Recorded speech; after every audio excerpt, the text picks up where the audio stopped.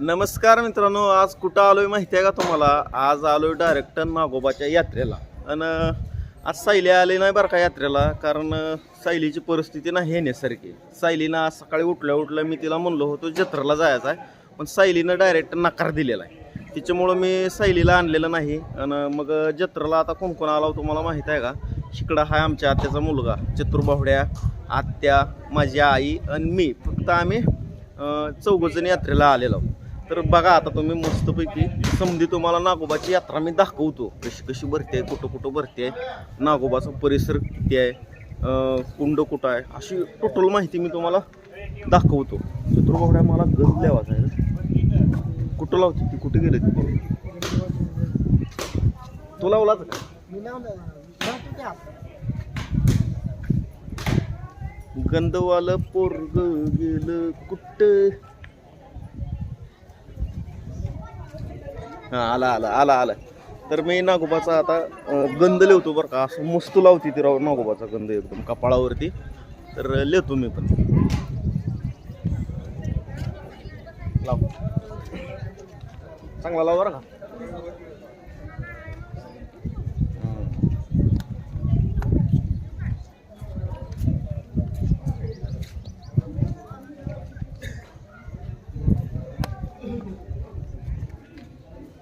झाला का? लावला बरं काय. अशा प्रकारे नागोबाचा गंध लावती ती लई भारी एकदम. आणि लहान असताना आम्ही असं पूर्ण गंध लिहायचा, असं असं असं एकदम टिपलं याचं. पण आता छोटासा लावलाय. असू द्या, खूप छान लावलाय बरं का गंध.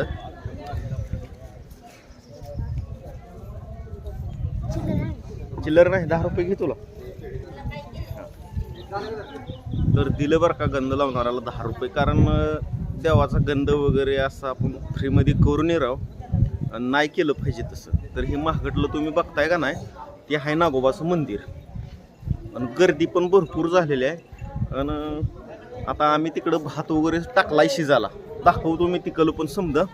बघा अगोदर तुम्हाला मंदिर दाखवतो मी. बघा तुम्ही आता मागच्या कॅमेरानं. हे आहे देवाचं मुख्य द्वार. तर नागोबा मंदिराचं हे मुख्य द्वार आहे आणि ह्या दरवाजामधूनच आतमध्ये प्रवेश केला जातो. तर ह्या ठिकाणी किती गर्दी झाली आहे आणि लाईन लागली आहे दर्शनासाठी. तर बघा अजून काय काय आहे पुढं. तर मित्रांनो, ह्या ठिकाणी आपलं यूट्यूबवरचं व्हिडिओ बघणारे आमच्याच गावाजवळची बोरण्याच्या वाडीची आपल्याला मित्र भेटलेले आहे ती बरं का. आणि ह्या यात्रेसाठी ती पण राव आलेली आहे ती मस्त नागोबाचं दर्शन घेण्यासाठी. आणि यात्रा भरपूर भरलेली आहे, मागड स्टॉल वगैरे लावलेली आहे ती. आणि तुम्हाला टोटल सांगण्याचा मी प्रयत्न करतो, अजून दाखवण्याचा प्रयत्न करतो. तर काय म्हणता मग दादासाहेब तुम्ही? अजून काय नाही बघा, निवांत एकदम. तर ह्यांनी बघितल्या ओळखलं बरं का, आपलं चॅनलचं नाव वगैरे घेतलं. तर असू द्या, लक्ष राव करत जावा, सपोर्ट. धन्यवाद धन्यवाद. तर ह्या ठिकाणी मित्रांनो असं नागोबाच्या यात्रेत आल्यावर भात वगैरे शिजवला जाते बरं का. नागोबाच्या देवाला भाताचा निवेद ही दाखवला जाते.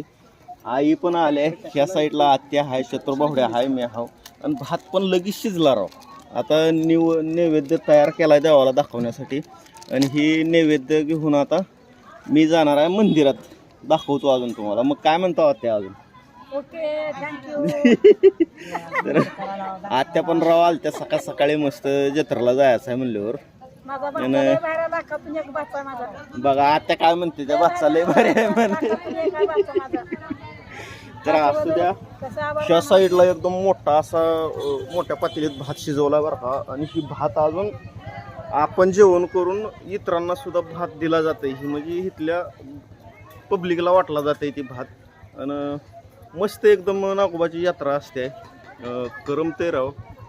आणि ही पहिल्यापासूनच आमच्या वाडवल्लापासूनच आम्हाला म्हणजे ही यात्रा असतेच, पहिल्यापासूनच केली जाते. आई आता भर लागले निवद तिकल्या साईडला. तर बघा अजून मी दाखवतो बरं का मंदिरात निवद वगैरे दाखवलेला. इकडं समजा पब्लिक आलेला आहे, ती टोटल लोक आलेली भात शिजवते बरं का. हो का, ह्या साईडला पण भात शिजवायला चालूच आहे. आणि खास म्हणलं तर ह्या भातात मीठ टाकत नाही ते अजून, खासियत आहे. तर बघा आता निवद घेऊन जाताना.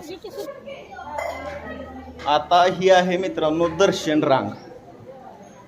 देवाला भाताचा निवेद घेऊन जातोय बरं का. देवाच्या थेट समोरच आता चल बावड्या लवकर लवकर, अजून गर्दी पण लय आहे.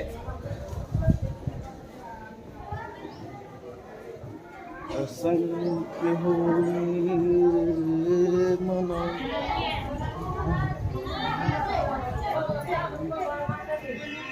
नुसतं फिरावं लागतंय बरं का.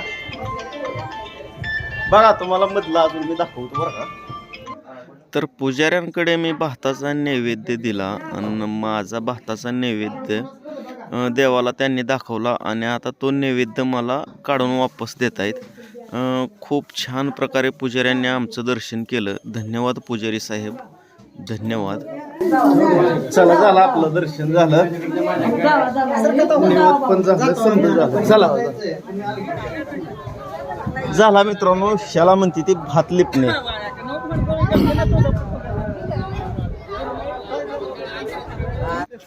आणि हा आहे देवाचा कुंड. तर ह्या कुंडाचं एक वैशिष्ट्य आहे, किती पण मोठा दुष्काळ पडू द्या पण ह्या कुंडातलं पाणी कधीही आटणार नाही. तर मित्रांनो, हा कुंडातलं पाणी आपण घेऊन भातामध्ये टाकलं पाहिजे आणि ह्या कुंडातल्या पाण्याने आंघोळ वगैरे हातपाय आपण धुले पाहिजेत. आणि ह्या कुंडामध्ये भाविक भक्त भरपूर प्रमाणात 1-2 रुपये टाकतात बरं का. तर ह्या कुंडामध्ये लाखो रुपये जमा झालेले असतील. तर अशी ही देवाची अद्भुत लीला आहे आणि हा नागोबा देव प्रसन्न होतो. बावड्या तुला थंडवा झालाय, लगा असलं मोठं ऊन पडलंय आणि तो शूटर का हिंडालाय होय.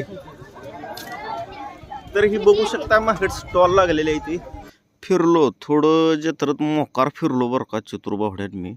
तर सकाळ सकाळी आलो होतो नागोबाचं दर्शन घ्यायला. गर्दी वगैरे भरपूर झाली होती.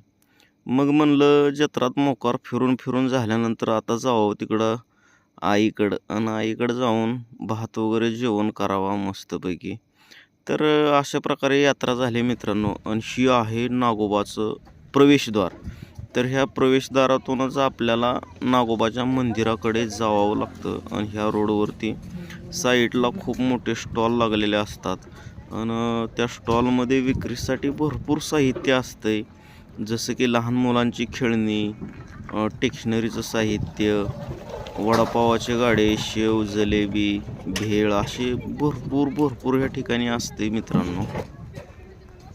तर मित्रांनो, हा कुंड मी तुम्हाला रिपीट दाखवतोय बरं का. तर ह्या कुंडातलं पाणी म्हणजे जणू एक प्रकारचं अमृतच आहे.